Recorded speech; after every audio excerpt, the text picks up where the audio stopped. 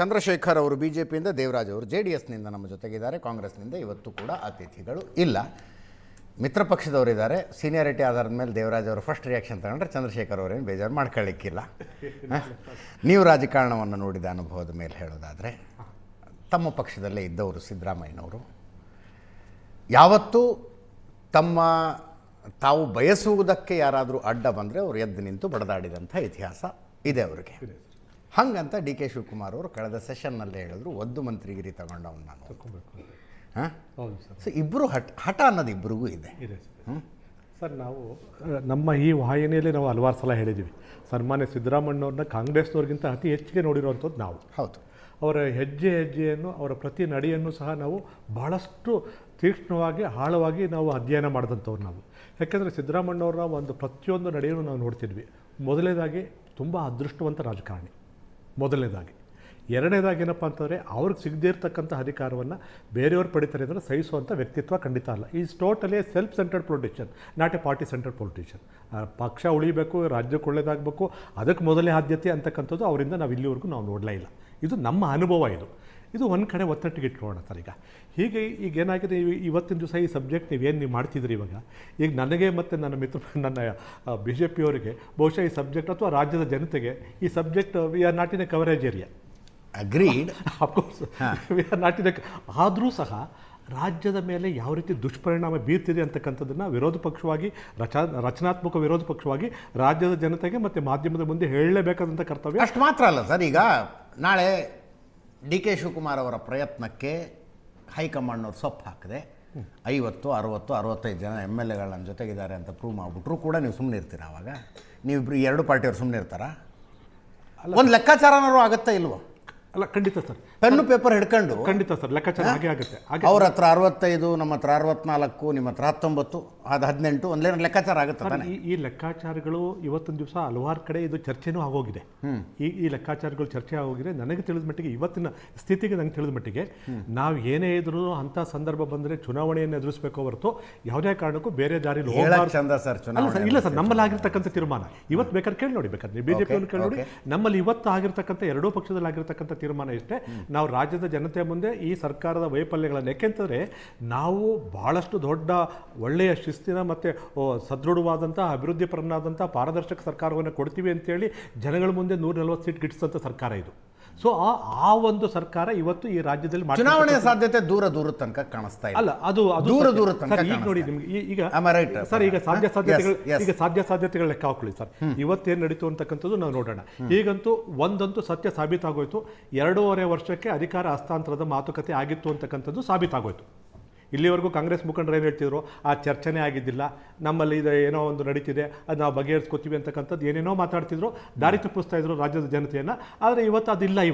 ಇವತ್ತು ಸ್ಪಷ್ಟವಾಗಿ ಗೊತ್ತಾಗಿದೆ, ಹೌದು 2.5 ವರ್ಷದಲ್ಲಿ ಅಧಿಕಾರದ ಹಸ್ತಾಂತರದ ವಿಷಯ ಚರ್ಚೆ ಆಗಿತ್ತು, ಅದು ಇವತ್ತು ಇತ್ಯರ್ಥ ಆಗಬೇಕು ಅಂತಕ್ಕಂಥದ್ದನ್ನು. ಸೊ ಇತ್ಯರ್ಥವನ್ನು ಯಾರು ಮಾಡಬೇಕು ಪ್ರಶ್ನೆ ಇರ್ತಕ್ಕಂಥದ್ದು ಇಲ್ಲಿ. ನಾವಂತೂ ಮಾಡೋಂಗಿಲ್ಲ, ರಾಜ್ಯದ ಜನತೆ ಮಾಡಾಗೋಗಿದೆ, ನಿಮ್ಗೆ ಅಧಿಕಾರ ಕೊಟ್ಟಾಗೋಗಿದೆ. ಈಗಿರ್ತಕ್ಕಂಥದ್ದು ಬಾಲಿರ್ತಕ್ಕಂಥದ್ದು ಕಾಂಗ್ರೆಸ್ನ ಅಂಗಳದಲ್ಲಿ, ಮತ್ತೆ ಇದೇನು ಇಲ್ಲಿರ್ತಕ್ಕಂಥ ಶಾಸಕರು, ಮಂತ್ರಿಗಳು ಮತ್ತು ಹೈಕಮಾಂಡ್ ಮಧ್ಯೆ ಇರತಕ್ಕಂಥದ್ದು. ಈಗ ಎರಡೂ ಬಣದವರು ತಮ್ಮ ಬಲವನ್ನು ಪ್ರದರ್ಶನ ಮಾಡ್ತಿರ್ತಕ್ಕಂಥದ್ದು ಎಲ್ಲಿ? ಬಲಹೀನವಾಗಿರ್ತಕ್ಕಂಥ ಹೈಕಮಾಂಡ್ ಮುಂದೆ. ಪರಿಸ್ಥಿತಿ ನೋಡಿ ಹೇಗಿದೆ. ಎರಡೂ ಬಣದವರು ಬಲ ಇದೆ, ಇವ್ರಿಗೂ ಒಂದಷ್ಟು ಬಲ ಇದೆ, ಇವ್ರಿಗೂ ಒಂದಷ್ಟು ಬಲ ಇದೆ, ಏನೋ ಒಂದಷ್ಟು ಮಾತುಕತೆ ನಡೀತಿದೆ, ಅದು ಹಾಕಬೇಕೋ ಬಿಡಬೇಕೋ ಅನ್ನೋದನ್ನು ತೀರ್ಮಾನ ಮಾಡ್ತಕ್ಕಂಥದ್ದು ಹೈಕಮಾಂಡು. ಆದರೆ ಹೈಕಮಾಂಡ್ ಬಲ ಏನಿದೆ ಪ್ರಶ್ನೆ. ಇಷ್ಟು ದಿವಸವರೆಗೂ ಯಾರು ಬಿಡ್ತಿದ್ರಾ? ಬಲ ಇದ್ದಿದ್ರೆ ಒಂದೇ ಒಂದು ಏರ್ಪೋರ್ಟಲ್ಲಿ ಮುಖ್ಯಮಂತ್ರಿಗಳನ್ನು ಬದಲಾಯಿಸಂತ ಈ ಪಕ್ಷ ಇವತ್ತೊಂದು ದಿವಸ ಇಷ್ಟೆಲ್ಲ ರಾಜ್ಯದಂಥ ರಾಜಕತೆ ಎಷ್ಟು ದಿನ ಆಗಿದೆ? ಯಾವುದು ಇದು ಅಂದ್ರೆ ಈಗ 22 ವರ್ಷ ಸರ್, ಆಲ್ಮೋಸ್ಟ್ 20 ದಿವಸ ಆಯ್ತು. 20ನೇ ತಾರೀಕಿನ ಶುರುವಾಗಿದೆ. 20 ದಿವಸ ಸರ್, ರಾಜ್ಯ 6 ದಿವಸ ಆಗಿದೆ. ಏನೇನು ನೋಡಿದೆ ಈ ರಾಜ್ಯ ಸರ್? ಈಗ ನನಗೆ ಸರ್, ಈಗ ನವೆಂಬರ್ ಮಂತಲ್ಲಿ ಕ್ರಾಂತಿ ಅನ್ನೋದನ್ನ ಬಿತ್ತಿದವರು ಅದೇ ಪಕ್ಷದವರು, ನಾವಲ್ಲ. ನವೆಂಬರ್ ಬಂತು ಅನ್ನೋ 1ನೇ ತಾರೀಕಿಂದನೇ ಪ್ರಾರಂಭ ಆಗೋಯ್ತಿದ್ದು. ಹಲವಾರು ರೀತಿ ಪ್ರಾರಂಭ ಆಗಿದೆ. ಯಾರ್ಯಾರು ಏನೇನು ಹೇಳಿಕೆ ಕೊಟ್ಟರು ನವೆಂಬರ್ ಬರ್ತಿದ್ದಾಗೆ ಅಂತಕ್ಕಂಥದ್ದನ್ನ ನೀವೇ ಬಿತ್ತರ ಮಾಡಿದ್ದೀರಿ, ರಾಜ್ಯನೂ ಸಹ ನೋಡಿದ್ದಾರೆ ಸರ್. ಈಗ ಆಗಿರ್ತಕ್ಕಂಥದ್ದೇನು, ರಾಜ್ಯದಲ್ಲೇ ಅರಾಜಕತೆ ಸೃಷ್ಟಿ ಆಗಿದ್ರು ಸಹ ಇವತ್ತೊಂದು ದಿವಸ ಹೈಕಮಾಂಡ್ ಯಾಕೆ ತಲೆ ಕೆಡಿಸ್ಕೊಂತಿಲ್ಲ? ಅಲ್ಲ, ಸ್ಪಷ್ಟವಾಗಿ ಇವತ್ತು ಹೈಕಮಾಂಡ್ ತಲೆ ಕೆಡಿಸ್ಕೊಂಡಿಲ್ಲ ಅಂತ ನೀವೇ ಹೇಳ್ತೀರಿ. ಆಗಲ್ಲ ಸರ್, ತಲೆ ಕೆಡಿಸ್ಕೊಂಡಿದ್ರೆ ನೀವು ತಲೆ ಕೆಡಿಸ್ಕೊಳ್ಳೋದಂದ್ರೆ ಬಂದು ಮಾಧ್ಯಮಗಳ ಕ್ಯಾಮರಾಗಳ ಮುಂದೆ ತಲೆ ಅಪೇಕ್ಷೆ ಪಡಲ್ಲ ಸರ್. ನಾನು ಅಪೇಕ್ಷೆ ಪಡೋದೇನು ಗೊತ್ತು, ವಿರೋಧ ಪಕ್ಷವಾಗಿ ಇವತ್ತು ಹೈಕಮಾಂಡ್ಗೆ ಗೊತ್ತಿದೆ 2.5 ವರ್ಷ ಆದಮೇಲೆ ಏನು ಕೊಟ್ಟಿದ್ವಾ ಕೊಟ್ಟಿಲ್ವಾ ಅಂತಕ್ಕಂಥದ್ದನ್ನ ನವೆಂಬರ್ಗಿಂತ ಮೊದಲೇ ಕ್ಲಾರಿಫೈ ಮಾಡ್ಬೋದಾಗಿತ್ತಲ್ಲ. ಮಾಡ್ಬಿಟ್ಟಿದ್ರೆ ಈ ಸಮಸ್ಯೆ ಉದ್ಭವ ಆಯ್ತು ಯಾವ ಪಕ್ಷ ಮಾಡುತ್ತೆ ಸರ್? ಸರ್ ನಮಗೆ ಗೊತ್ತಿಲ್ಲ, ಇವ್ರು ರಾಷ್ಟ್ರೀಯ ಪಕ್ಷ. ಅಯ್ಯೋ ರಾಮ ಸರ್, ನೀವೇನಂತ ಸರ್ ನಮ್ಮ ಜನಗಳ ಮುಂದೆ ನೀವೇನಂತ ಹೇಳಿ ಬಂದಿದ್ದೀರಿ? ಇದೇ ರಾಹುಲ್ ಗಾಂಧಿ ಅವರು ಸಿದ್ದರಾಮಯ್ಯವ್ರನ್ನ ಮತ್ತೆ ಡಿ ಕೆ ಶಿವಕುಮಾರ್ನವ್ರನ್ನ ಹಪ್ಕೊಳ್ಳೋಕೆ ಎಷ್ಟು ಪ್ರೇರೇಪಿಸಿದ್ರು? ಅದು ಬಲವಂತದ ಇನ್ನೂ ಹೇಳ್ತಿದ್ದಾರೆ ಅವ್ರು, ನೀವು ದಯವಿಟ್ಟು ಅಪ್ಕೊಳ್ಳಿ, ನಾವು ನಿರ್ಣಯ ತಗೋತೀವಿ ಅಂತ.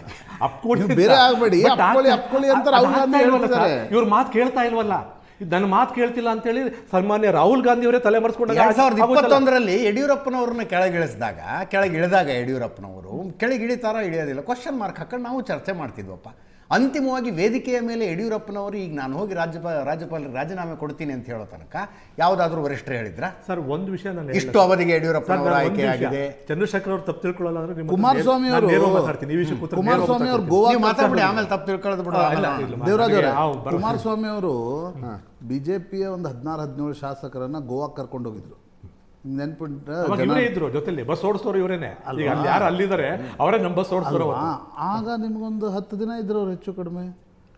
ಈಗ ಇನ್ನು 6 ದಿನನೇ ಆಗಿದ್ರೆ ಅವ್ರ ಪಾರ್ಟಿಯ ಇಂಟರ್ನಲ್ ಅಫೇರ್ ಸ್ವಲ್ಪ ಸೊಲ್ಯೂಷನ್ಗೆ ಯಾಕಂದ್ರೆ ಇಬ್ರು ಮತಗಜಗಳಿವೆ ರೀ ಸರ್. ದೋ the subject is not in our coverage area ಅಂತ ಅಂದ್ಬಿಟ್ಟು ನಾವು ಮೊದಲೇ ಹೇಳ್ಬಿಟ್ಟು ನಾನು ಮಾತಾಡ್ತಿದ್ದೀನಿ. ಸಬ್ಜೆಕ್ಟ್ ಅವ್ರು ಖಂಡಿತವಾಗಿ ನಮ್ಗೆ ಸಂಬಂಧಪಟ್ಟಿದ್ದಲ್ಲ. ಇವರಿಗೆ ನಾವು ಸರ್ ಇವತ್ತು ಕೇಳ್ತಿರ್ತಕ್ಕಂಥದ್ದು ನಿಮ್ಮ ಆಂತರಿಕ ವಿಷಯವನ್ನು ಆದಷ್ಟು ಬೇಗ ಬಗೆಹರಿಸ್ಕೊಂಡು ರಾಜ್ಯಕ್ಕೆ ಒಂದು ಒಳ್ಳೆ ಸರ್ಕಾರ ಕೊಡಿ ಅಂತಕ್ಕಂಥದ್ದೇ ಇವತ್ತು ನಮ್ಮ ಅಪೇಕ್ಷೆ. ಆದರೆ ಇವತ್ತು ಆಗ್ತಿರ್ತಕ್ಕಂಥದ್ದು ಏನು? ಇವತ್ತು ರಾಜ್ಯದಲ್ಲಿ ಅಕ್ಷರಶಃ ಅರಾಜಕತೆ ಸೃಷ್ಟಿಯಾಗೋಗಿದೆ ಸರ್. ಇವತ್ತೊಂದು ದಿವಸ ಹಾಡಾಗಲೇ, ಇವತ್ತೊಂದು ದಿವಸ ಯಾವ ಮಟ್ಟಿಗೆ ದರೋಡೆ ಆಗ್ತಿದೆ, ಯಾರನ್ನು ಕೇಳ್ತಿದ್ದಾರೆ ಸರ್? ಇವತ್ತು ಒಂದೊಂದೇ ಲೆಕ್ಕ ಹಾಕೊಳ್ಳಿ. ಇವತ್ತು ರಾಜೀವ್ ಗಾಂಧಿ ಹೆಲ್ತ್ ಯೂನಿವರ್ಸಿಟಿನಲ್ಲಿ ನಡೀತಿರ್ತಕ್ಕಂಥ ಅನಾಹುತಗಳು ನೆನೆಸ್ಕೊಂಡ್ಬಿಟ್ರೆ ಈ ರಾಜ್ಯದಲ್ಲಿ ಹೆಲ್ತ್ ಮಿನಿಸ್ಟ್ರು ಬದುಕವರ ಅಂತಕ್ಕಂಥ ಪ್ರಶ್ನೆ ನಮಗೆ ಸರ್. ಅಷ್ಟು ನಾವು ಮುಂದೆ ನಾನು ಹೇಳ್ತೀನಿ, ಯಾಕಂದ್ರೆ ಕಾಂಗ್ರೆಸ್ ವಕ್ತಾರ ಇಲ್ದಿದ್ದಾಗ ಹೇಳೋದು ಬೇಡ ಅಂತ ನೀವು ಹಿಂದೆನೇ ಹೇಳಿದ್ರಿ, ನನಗೆ ನೀವೇ ಹೇಳಿದ್ರಿ. ಹಾಗಾಗಿ ನಾನು ಅದನ್ನು ಲಂಬ್ಸಕೋಲ್ಲ ಸರ್. ಇನ್ನೊಂದು ಮಾತು ಸರ್, ಇದು ಇತ್ಯರ್ಥ ಆಗಬೇಕು ಅನ್ನೋಗಿದ್ರೆ ಖಂಡಿತವಾಗಿಯೂ ಈ ಬಣದಿಂದನೂ ಇತ್ಯರ್ಥ ಆಗಲ್ಲ, ಈ ಬಣದಿಂದನೂ ಇತ್ಯರ್ಥ ಆಗಲ್ಲ. ಇತ್ಯರ್ಥ ಆಗಬೇಕಾಗಿರೋದು 6 ಜನದ ಕೈಯಲ್ಲಿ, 6 ಮೆಂಬರ್ಸ್ ಕೈಯಲ್ಲೇ ಮಾತ್ರ ಇತ್ಯರ್ಥ ಆಗಬೇಕಾಗಿರೋದು. ಅವ್ರು 8 ಜನ ಕೂತ್ಕೊಂಡು ಇದನ್ನು ಇತ್ಯರ್ಥ ಮಾಡಿ ರಾಜ್ಯವನ್ನು ಉಳಿಸ್ಕೊಡಿ ನಮಗೆ.